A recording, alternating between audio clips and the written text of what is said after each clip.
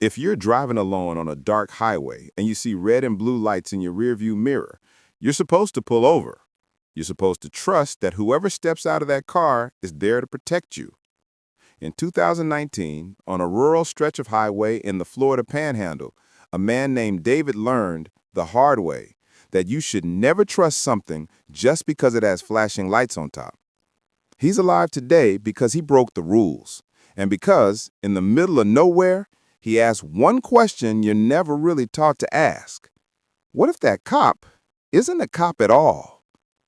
This is his story. David wasn't the kind of guy who scared easily. He was 37, worked as an HVAC tech based out of Tallahassee, Florida. He'd grown up in the South, hunted, camped, driven every sort of back road you can imagine. On a Friday in late October, he got sent to a last-minute job out in a tiny town near the Apalachicola National Forest. The restaurant's walk-in freezer had died right before the weekend rush, and they were desperate. The job ran late. By the time David packed up his tools and pulled onto State Route 20 to head back east, it was almost 1 in the morning. The road was the kind you only see if you live there. 2 lanes, dark as a tunnel, lined with pines and thick underbrush. No street lights, no open businesses, and almost no other cars. The kind of road where you're alone with your thoughts, and whatever else might be out there in the dark. It was raining just enough to be annoying. David's wipers squeaked back and forth at the lowest setting. His truck, an older Ford F-150, rumbled steadily along, headlights cutting a narrow cone through the mist. He wasn't speeding, he wasn't drunk. He was just tired, thinking about a hot shower and his bed. Every few minutes he'd glance at his dash cam, a little black rectangle suction cupped to the windshield. He'd installed it after a near miss with a texting driver a year earlier. He had no idea then that this cheap camera was about to record the worst 30 minutes of his life. About 40 minutes into the drive, the highway got even lonelier. The few houses had vanished. The trees felt like they were pressing in closer. David checked the clock on the dash. 1:19 a.m. He passed a faded green sign. Next services, 31 miles. Figures, he muttered. His gas gauge was just below half. He'd be fine, but he made a mental note not to miss the next exit. A couple minutes later, he saw headlights appear in his rearview mirror. They were far back at first, just 2 small points of light bobbing through the dark. Then they began to gain on him. He shifted slightly to the right within his lane, ready to let them pass. No need to have some tailgater riding his bumper all night. But when the vehicle got closer, the headlights suddenly shifted color. Red and blue light exploded across his interior, flashing off the wet road, the mirrors, the silver trim. David's stomach dropped. An unmarked car. Out here? The vehicle behind him was a dark sedan, dark enough that, through the rain, he couldn't make out the make or model. No roof bar, just something hidden in the grille and maybe in the windshield, throwing those familiar pulsing colors. No siren now, just the lights. David let his foot off the gas and eased onto the wide, grassy shoulder, crunching slowly to a stop. He put the truck in park, took a deep breath, and turned on his dome light. His hands went automatically to the steering wheel, 10 and 2, just like you're supposed to. In his side mirror, he watched the sedan pull in behind him, angle slightly toward the road. The red and blue lights kept flashing, washing the trees and rain in garish color. But something was off. The color looked wrong somehow. More purple than blue. Too dim for modern LED emergency lights. The sedan's headlights didn't fully shut off either. They stayed on low, glaring into his mirrors and making it hard to see details. Still, this is Florida. State troopers use unmarked cars all the time.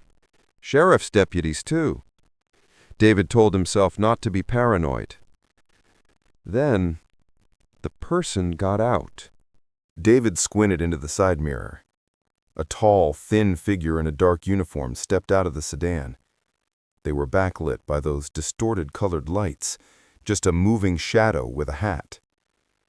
The officer didn't have a big, bright flashlight like he was used to seeing in traffic stops. Instead, there was a smaller beam, maybe a tactical light, pointed slightly away.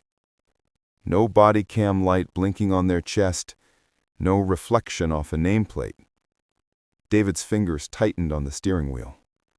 He couldn't say why exactly. It was just that gut-level feeling everyone gets sometimes. Something here isn't right. The figure approached slowly on the driver's side, boots squishing softly in the wet grass. David cracked his window down 2 inches. Rain-cooled air and the smell of pine rolled in. The officer leaned down. The brim of the hat kept their face in deep shadow. "Evening," the person said. The voice was low, but something about it didn't match the body shape, like it was being forced lower, strained, the way your voice sounds when you try to imitate someone. "License and registration." David swallowed. "Can I ask why I'm being stopped, officer?" he said, keeping his tone respectful. The figure hesitated for half a second. "You were swerving back there, running a bit over the line. You been drinking tonight?" David knew he hadn't swerved, and he knew exactly how cops usually opened a traffic stop out here. He'd seen it plenty of times working on roadside units, watching highway patrol cars come and go. This was off script. He picked up his wallet slowly, not trying to make any sudden movements. As he did, his eyes flicked to the side mirror again. The badge on the person's chest, it didn't catch the dome light. It just sat there, a dull, dark shape. No glint, no details. Their uniform looked almost right, but not quite. The shirt pockets were in the wrong place. The hat wasn't the wide-brimmed trooper style he was used to. It was some generic ball cap-looking thing with a weird, flat logo. "Sir?" The voice snapped him back. "License, registration," the person repeated. This time there was an edge. "Step out of the vehicle for me." Every video David had ever seen about cop impersonators flashed through his mind in a single instant. He'd heard about it on the news, people using fake lights, fake uniforms, pulling drivers over to rob them, or worse. His heart rate spiked. He forced himself to keep his voice calm. "Respectfully, officer, for my safety, I'd like to see your identification. And I'm going to call 911 to verify this stop. Just a second." The reaction was immediate. The officer's body went rigid. "That won't be necessary. Go ahead and step out of the vehicle now, sir. I'm not going to tell you again." They reached down and tried the handle on his door. The handle didn't move. David had locked it automatically when he pulled over. He felt the tug through the frame, and a bolt of pure fear shot down his spine. Real cops don't usually jerk on your door like that. They don't care if you stay in the vehicle as long as you're compliant. David's right hand slid toward his phone on his lap. The officer tapped on the window, harder now. "Step out of the vehicle," they said, each word clipped, that strained, fake deep voice sliding just slightly higher. For a fraction of a second, as a flash of red washed over the side window, David saw part of their face. The skin tone didn't match the hands. The jawline looked wrong. Too smooth, like a mask. His gut feeling turned into certainty. This was not a cop. In that moment, David had 2 options. Obey the officer like he'd been trained to do all his life, or trust the screaming alarm bells in his head. His thumb slammed the lock button on the driver's door, making sure every door was sealed. With his left hand, he twisted the key back to on. His right hand grabbed his phone, fingers fumbling to unlock it. The officer reacted instantly. "Sir, do not start that vehicle," they snapped, one gloved hand slapping flat against the glass. "If you start that vehicle, I will—" David didn't wait to find out what came next. He threw the truck into drive and floored the gas. The truck lurched forward, fishtailing on the wet grass before gripping the asphalt. In the side mirror, he saw the figure stumble, then whirl and sprint back toward the sedan, hat flying off. For a second, the red-blue lights disappeared in the darkness, then flared back to life as the sedan spun out onto the highway after him. David's phone finally unlocked. He jabbed at the screen with shaking fingers and hit 911. The line rang once. 911, what is the address of your emergency? A woman's voice asked. I'm on State Route 20, heading east out of Bristol. There's a car behind me with police lights, unmarked. Guy tried to pull me over. I don't think he's a real cop. He just tried my door. He told me to get out. I took off. He's chasing me now. Behind him, the sedan closed the gap fast, the fake light strobing across the dark highway. Sir, stay on the line with me, the dispatcher said, her tone shifting immediately to laser-focused calm. Can you see a car number? Any markings? No, ma'am. It's just dark. Looks like maybe a Crown Vic or Charger. I can't tell. It's raining. No roof bar, just grill lights. Plate looked blacked out. The sedan surged forward. It tapped his rear bumper hard. The truck jumped, the steering wheel yanking in his hands. He just hit me, David yelled. Okay, listen to me carefully, the dispatcher said. I show no deputies or troopers running a traffic stop in that area right now. You did the right thing, not getting out. Do not stop. Do you understand me? Keep driving. Doors locked, seatbelt on. David's mouth went dry. Then who the hell is behind me? He whispered. The next 10 minutes felt like an hour. David's truck wasn't built for speed, but adrenaline pushed him harder than he'd ever driven it. The speedometer climbed, 65, 75, 85. The road was straight but slick, every small curve feeling like it might be his last. The sedan behind him stayed glued to his bumper, lights bathing the inside of his cab in pulsing color. Every few seconds, it would lurch forward and bump in again. Metal screamed as their bumpers kissed. Sheriff's units are heading to you now, the dispatcher said in his ear. Nearest marked car is about 15 minutes out. Can you see any landmarks? Cross streets. David scanned the road, vision tunneling. Dark trees, reflective posts, no signs, no houses. Nothing, he gritted out. It's just woods. Okay, she said. You should be coming up on County Road 275 in about 3 miles. After that, there's a gas station on the left. I'm going to have a deputy meet you there. You keep those doors locked and do not pull over until you see a marked unit with full lights and siren. You got me? Another impact from behind. He heard glass crack somewhere near his taillight. Copy, he gasped. His dash cam's little LED blinked steadily, capturing everything. For a terrifying moment, the sedan behind him switched off its red-blue lights. Only its low headlights pierced the rain now, a predatory shadow lurking just feet from his bumper. In the mirror, with the strobes off, the car looked wrong. Too low to be a police cruiser, wheels too shiny. And for the first time, David saw there was someone else in the car, a shape in the rear seat, motionless. Be advised, the dispatcher's voice cut in. We are not running any unmarked traffic enforcement vehicles in your area tonight. That is not law enforcement behind you. His skin crawled. Up ahead through the rain, he finally saw it. A blue reflective sign with a gas pump symbol. Below it, gas, 2 miles. I see the sign, he told the dispatcher. 2 miles. You're doing good, she said. When you get there, pull right up by the front doors under the lights. There'll be a deputy waiting.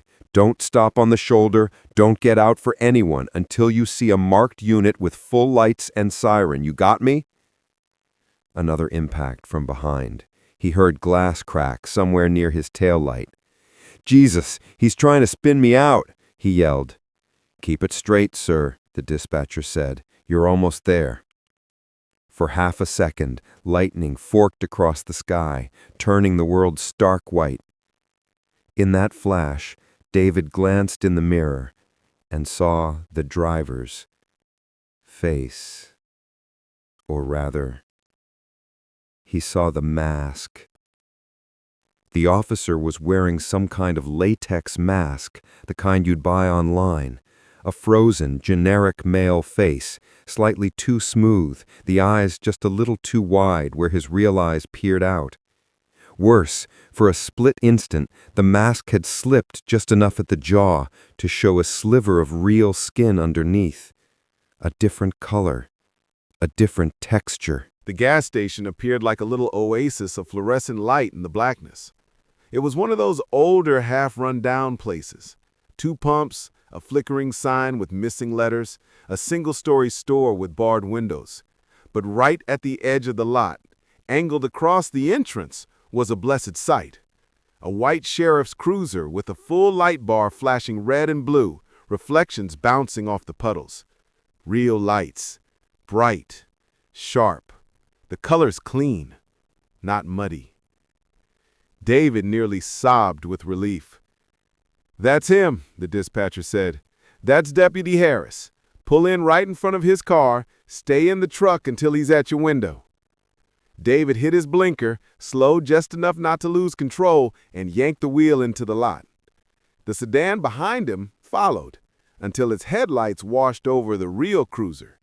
For the first time, David heard the fake cop make a sound other than that strained voice. A loud, wordless shout of frustration.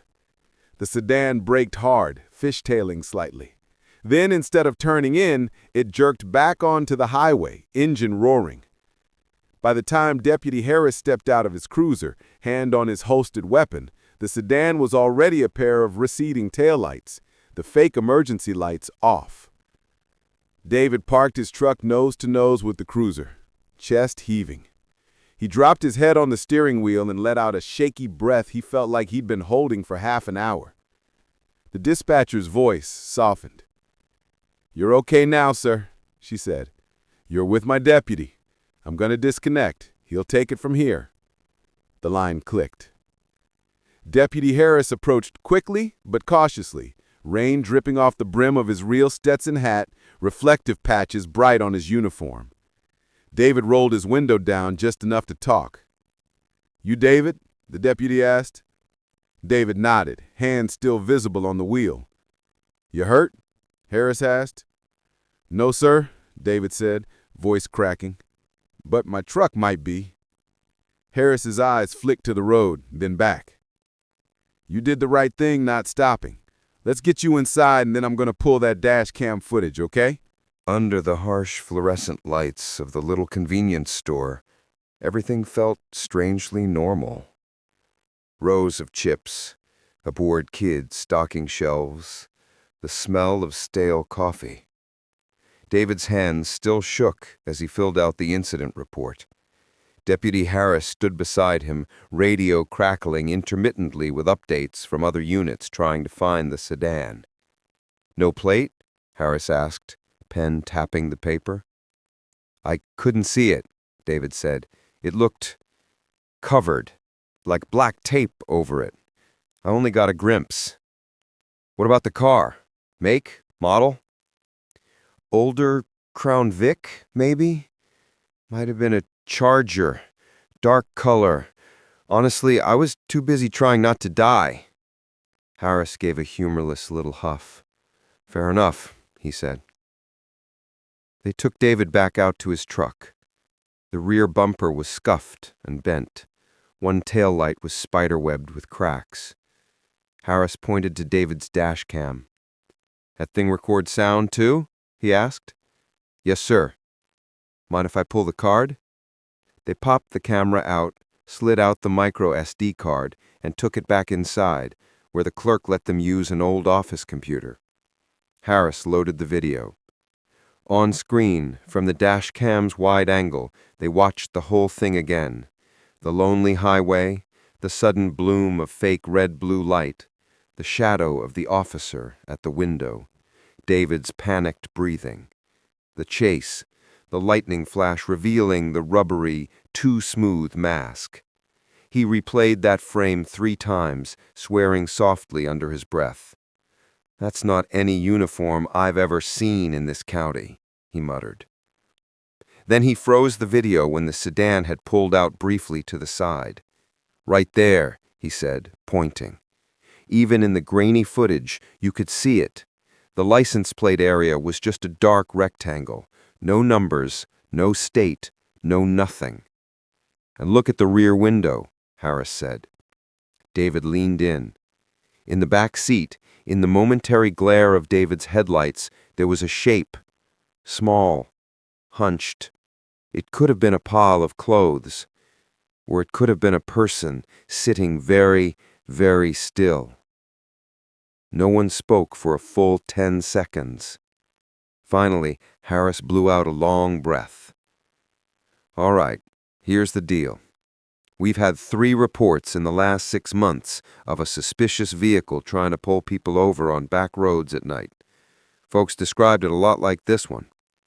Until now, we never had proof. People either stopped and got lucky, or the guy took off before deputies got there." He glanced at David. "You just gave us our first solid evidence this guy's out here. You might have saved somebody's life tonight." David swallowed hard. "What do you think he wanted?" he asked quietly. Harris didn't answer right away. Instead, he clicked ahead in the footage to the moment just before David floored it, when the fake officer had leaned in close to the window. He turned up the volume. Over the sound of the rain and David's breathing, you could hear the strained voice. "Step out of the vehicle for me, sir. I'm not gonna tell you again." But under it, so faint David hadn't noticed it before, there was something else. Another voice, higher, muffled, like someone speaking through fabric from a distance. It whispered, "Don't go." David's blood turned to ice. "Did you hear that?" he asked. He replayed it, that same faint, distant plea, "Don't go." "I heard it when I reviewed this the first time," Harris admitted.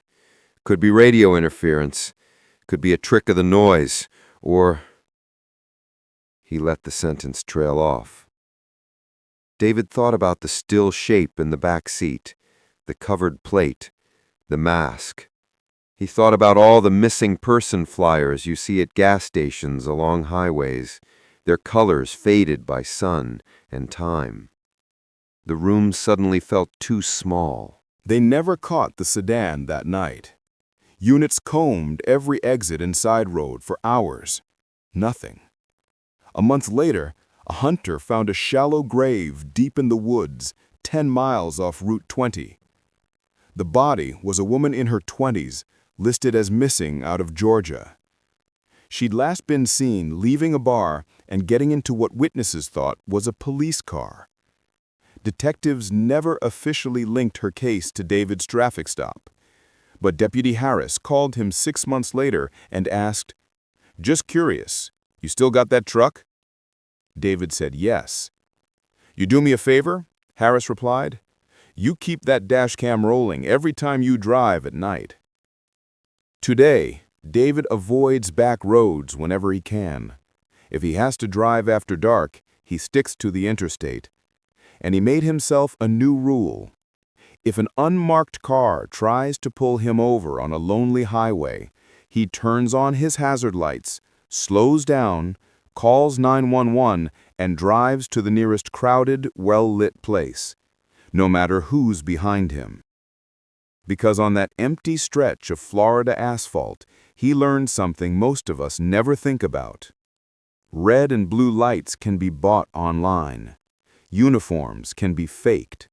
Badges can be printed.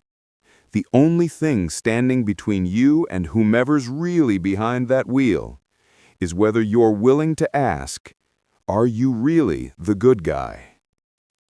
The next time you're driving alone at night and see those lights in your mirror, remember David. Remember the mask. And before you pull on to the shoulder of a deserted road, maybe put your hazards on and make that call.